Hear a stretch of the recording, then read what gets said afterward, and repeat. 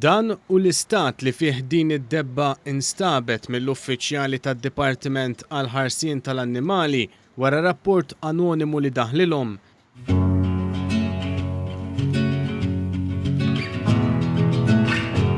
Din id-debba instabet f'Dar Fil-Marsa tgħix fil-ħmieġ u bil-ġuħ.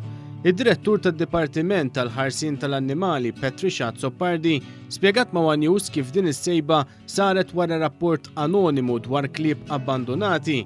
Madankollu meta marru fid-dar l-uffiċjali ma sabux klieb iżda d-debba fil-bitħa tad-dar.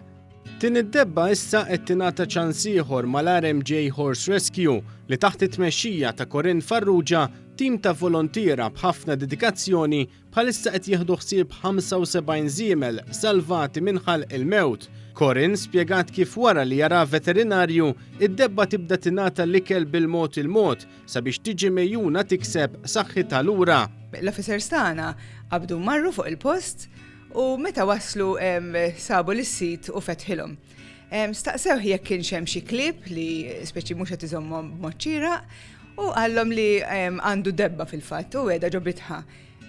Daħlu jispezzjonaw biex jaraw id-debba kif inhi u sfortunatament sabu li din id-debba qiegħda f'sitwazzjoni ħażina ħafna. Corinne Farrugia spjegat kif id-destin ta' dawn iż-żwiemel jiddependi ħafna mill-għajnuna tal-pubbliku. Qalet kif il-pubbliku għandu l-opportunità li jiffinanzja l-ħarsien ta' żiemel sakemm dan jiġi adottat u jingħata dar permanenti. Jara t-tabib, u mbagħad bażikament nimxu fuq il-gwida tiegħu, jiġifieri jara x'hemm bżonn, x'affarijiet għandna bżonn intuha, jekk għandix bżonn testa d-demm, etc. U mbagħad nibdew nelfuha bil-mod ħafna. Ġifieri meta tkun debba f'dan l-istat li ovvjament tkun batiet il-ġuħ importanti li l-ġwies inżidu ftit biex isna ma nagħtux xokk lill-ġisem tagħha stess.